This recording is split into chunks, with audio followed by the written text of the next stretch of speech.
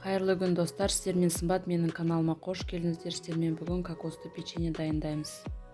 Ыдысымызға 100 грамм сары май саламыз,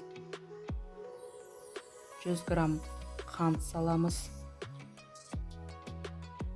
ванилин саламыз,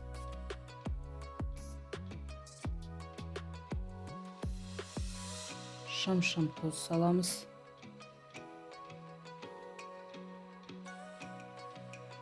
қант ерігенше миксермен араластырып аламыз.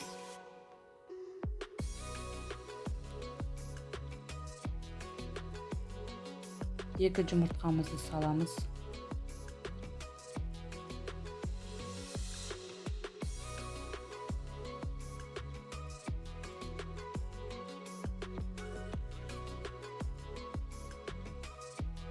Миксермен араластырып аламыз.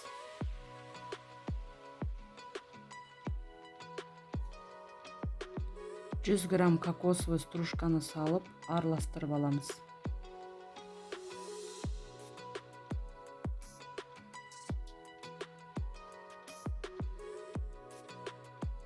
Унға 5 грамм қопсытқыш салып массаға қосамыз. Жақсылап араластырып аламыз.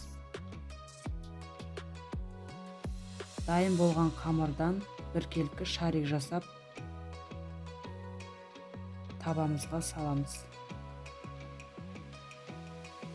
180 градуста 20 минут пісіріп аламыз.